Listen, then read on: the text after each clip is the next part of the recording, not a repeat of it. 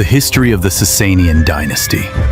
The dynasty of ancient Persian kings who once extended their borders to India and its dependent islands, and as far as the other side of the Ganges River to China, records that in ancient times, this powerful family had a king who was famous for a time as a great monarch. All people loved him for his wisdom and prudence. Neighboring countries respected him for his illustrious reputation and respected him for his well-trained army and strict discipline. The king had two princes. The eldest son, named Saria, was worthy of inheriting the throne of his father. The second son, named Sadonang, was not inferior in talent and virtue to his elder brother in any way.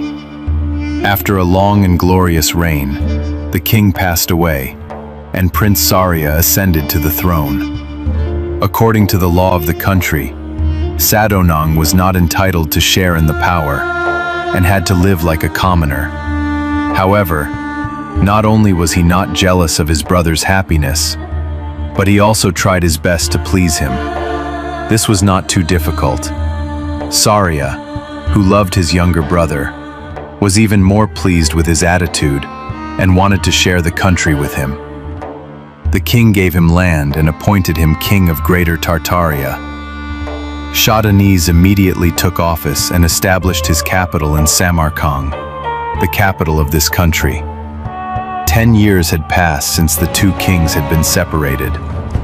One day, suddenly, eager to see his younger brother, Saria decided to send an embassy to invite him to visit him. The king chose his own prime minister to lead the embassy. This minister, with a retinue worthy of his quality, immediately set out and traveled urgently. When he approached Samarkand, King Shah, being informed, immediately went out of the capital with his ministers to welcome him. The officials were all dressed in splendid attire to pay their respects to the emperor's chief court official. The Tartar king was overjoyed to receive the prime minister and first asked for news of his brother. The prime minister, after answering, explained the reason for his diplomatic mission.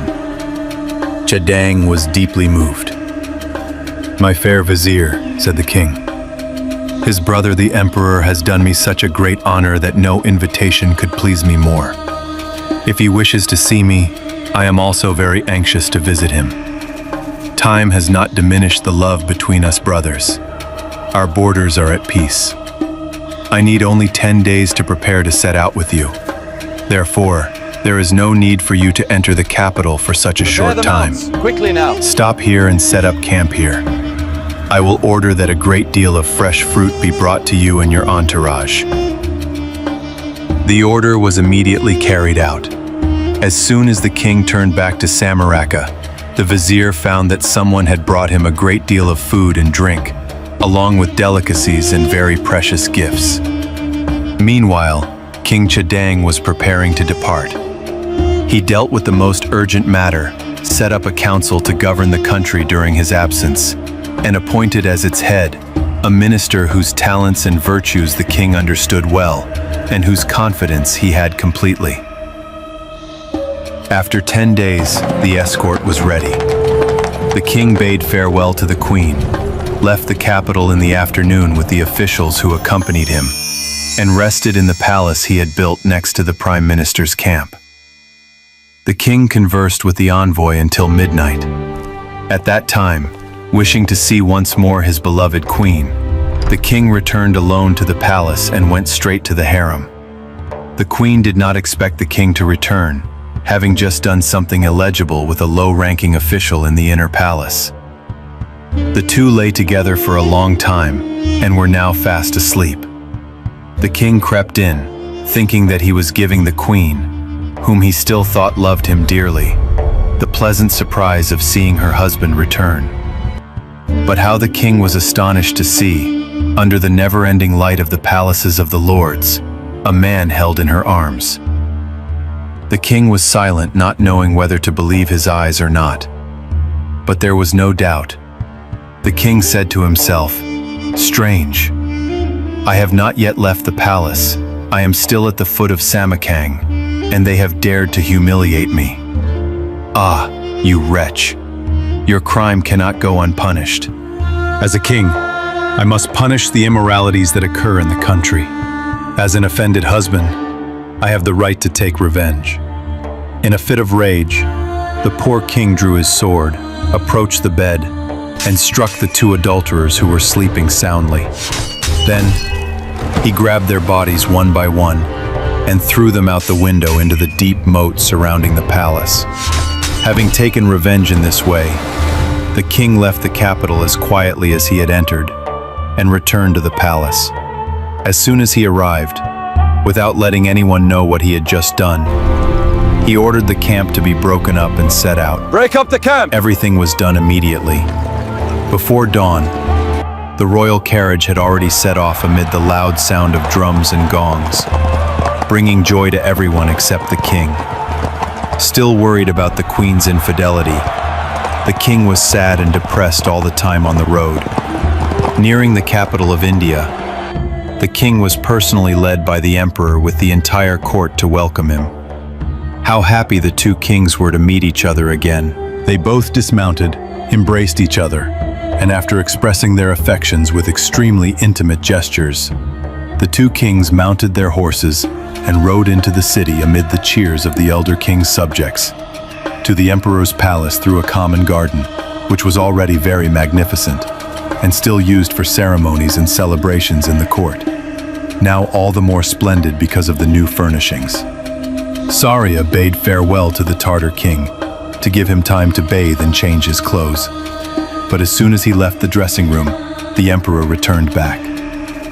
The two brothers sat down on a couch, and while the courtiers respectfully stood aside, the two kings began to talk to each other about the stories between brothers, who were bound by a love more than by blood, and had been separated for a long time. At dinner time, they ate together, and after eating, they continued to talk until Saria realized that it was too late, and had to retreat to the palace to let his younger brother rest. The unfortunate Chadinang went to bed, but if the presence of his brother king could have temporarily calmed his sorrows, now the same thoughts were even more disturbing in his heart. Instead of resting, he remembered his most painful torments. The queen's infidelity resurfaced clearly in his mind, and he could not bear it. Finally, unable to sleep, he got up. And because his heart was so sad with these tragic thoughts, a sorrowful expression appeared on his face that the emperor could not help noticing. The emperor wondered, what is wrong with the Tartar king? Who could have caused that sadness to show on his face? Has he something to complain about my reception? No. I have received him as a beloved brother, and in this respect I have found nothing to blame him. Perhaps he is sad because he is away from his country or from his queen. If he is sad about that, I must give him gifts at once, so that he can return to Samara at any time. Thinking thus, the next day the emperor sent many gifts to his brother, including the rarest, most expensive, and most unusual products in India. Every day the emperor arranged new entertainments to distract his brother. May I stay? But the most interesting festivals did not cheer him up at all, and only deepened his sorrows. One day, Saria ordered a big hunt 2 days' journey from the capital, in a place especially rich in deer. Chajonan asked the emperor to excuse him from having to accompany him, saying that his health did not permit him to participate in the hunt. The emperor did not want to force him, so he left him free, and together with the whole court went to the entertainment. The emperor left, and the king of Great Tartars was left alone, retreating into his own room. He sat by a window overlooking the garden. The beautiful royal garden and the singing of the thousands of birds kept in it would have given him pleasure if he had been able to appreciate it. But still tormented by the memory of the queen's evil deeds, he looked down less often into the garden than rather raised his eyes to the sky to lament his unfortunate fate. However, However troubled he was, he could not help noticing something that attracted his attention. A secret door in the emperor's palace suddenly opened, and from it came 20 women, in the middle of whom walked the queen, whose demeanor was easily distinguished from the others. The queen, thinking that the king of Great Tartars had also gone hunting, quickly walked to the door of his private chamber. The king, out of curiosity to observe the queen, sat inside so that he could still see out without being seen by outsiders. He noticed that the people who followed the queen had cast off the veils that had until then covered their faces and had taken off the long robes they wore over their short clothes. He was extremely surprised when he realized that among the group of people he had thought were all women were 10 black men, each of whom had immediately embraced a mistress. The queen, for her part, could not bear to stand long without her lover. She clapped her hands and called, "Matush! Matush!" Immediately, a black man descended from a tall tree and hurriedly ran to her. I cannot, out of shyness, relate what happened between those women and the blacks, a detail which is not worth mentioning. Suffice it to say that what Chadanong saw was enough to make him think that his brother was as pitiable as he was. The orgy of those lusty people lasted until midnight. They all bathed together in a large pool, which was a very elegant place in the garden. Then they put on their clothes and returned to the palace by the secret door. And Maxis, who had climbed over the wall into the garden from outside, returned the same way. All this, which took place under the eyes of the king of the Great Tartars, aroused in his heart a multitude of thoughts. How mistaken I was in thinking that my misfortune was an isolated one. It is the inevitable fate of all husbands, for even his brother the emperor, the lord of many vassal states, the greatest king in the world, could not avoid it. If so, would it not be cowardly for me to be consumed by grief? Well then, from now on, the memory of such a common misfortune is no longer worthy of disturbing the peace of my life.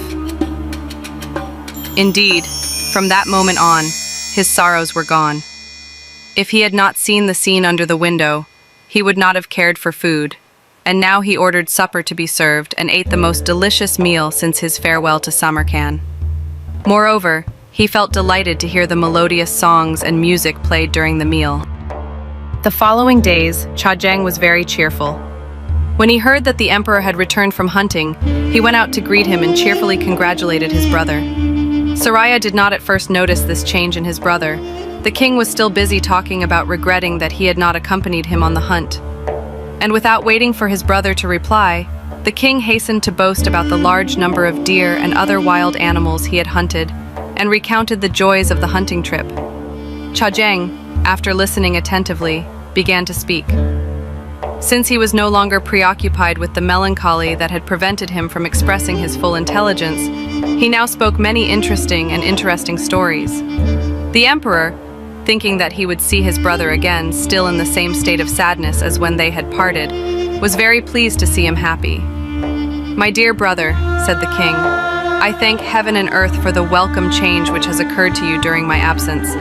I am truly pleased with it. However, I have a request of you, and I hope you will grant me what I am about to say."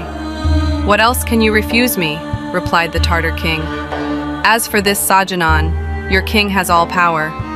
Please tell me, I am eager to know what you need from me." "Since the day you came to our court," continued Saraya, "I have seen you always sad. I have tried every way to entertain you, but without success.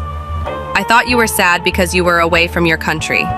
Sometimes I suspected that it was because you missed the Queen of Samarkand, a woman whom you had chosen as your wife, who must have been of extraordinary beauty, that you were pensive. I do not know if my guess was correct or not, but I confess that it was for that reason that I did not want to ask too much, for fear of making you unhappy. However, although I had no part in it, when you returned from hunting, I found you the happiest in your life, your spirit completely freed from the worry that had robbed you of all your usual joy. Please tell me why you were so sad before, and why you are no longer worrying." Hearing the question, the great Tartar king pondered for a moment as if trying to find a way to answer.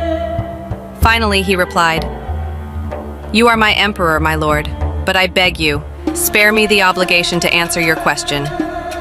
"No, my brother," said the emperor. "You must answer. I like it that way. Please don't refuse."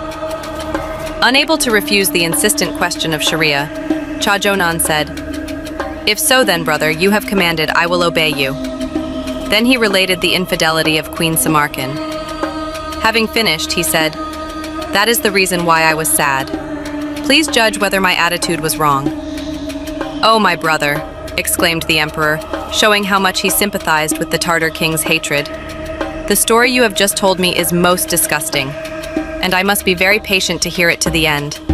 I praise you, uncle, for punishing the insolent traitors who dared to insult me like this. No one can blame you for your actions. You acted in a just way. As for me, I confess that in your place I would not have been able to restrain myself as you were. I would not have been content to kill only one woman. I think I would have had to execute more than 1,000 to satisfy my madness. I am no longer surprised at your sorrow. The cause is so bitter, so humiliating, that it is impossible to avoid sorrow. Heaven, how strange. No, I believe that what has just happened to you could never happen to anyone. But in the end, we must thank God for the consolation you have received. And since I am sure it is well-founded, will you please tell me how you came to your senses? Please confide in me sincerely. This matter was even more difficult for Chadonong than the previous one, because it concerned his own brother. But he finally yielded to the entreaties of the Emperor Saraya. He said, then I will obey you, since you insist on knowing. I fear that my obedience will cause you more trouble than I have ever caused you. But I hope you will have only yourself to blame, for you have forced me to tell you something that I would have liked to bury in eternal oblivion. What you have just said only excites my curiosity, Saraya interrupted. Tell me the secret quickly, whatever it may be. Unable to refuse, the Tartar king recounted in detail all he had seen of the disguised blacks, of the behavior of the queen and her servants, and not forgetting Maxis. He continued, after having seen all these evils, I think that all women are the same. They cannot resist their desires. This thought made me sober. A man's peace of mind which depends on the virtue of a woman is too weak. This idea led me to other thoughts, and finally I thought there was no better way than to console myself. It was difficult, but I finally overcame it. If you believe me, please do as I do. Although the advice was sound, the emperor could not heed it. The king was even angry. How strange could the queen of our country, India, be so depraved? No, uncle, I cannot believe what you say if I have not seen it with my own eyes. You may be mistaken. Besides, this matter is so important that it is worth seeing it with your own eyes and hearing it for yourself before you can confirm it. Sir, if you want to witness it, it is not too difficult to do so. You just need to organize another hunting trip, and when the two of us are both going out of the capital with the officials of the two dynasties, we will stay in the palace, and at night we will return to my private room. I am sure that the next day you will see what I have seen before. The emperor accepted the trick and immediately ordered a new hunting trip to be organized. On that day, the palaces were erected in the appointed place.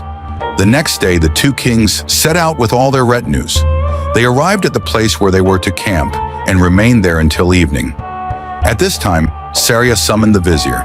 Without stating his intention, the king ordered the vizier to replace him in his absence and not to allow anyone to leave the camp for any reason. Having given the order, the emperor and the Great Tartar king returned to the capital, to the palace of Sajonan. They went to bed. The next morning they got up very early and sat by the window where the Tartar king had seen the blacks in their debauchery. The two enjoyed the cool air because the sun had not yet risen. While talking, they occasionally glanced at the secret door.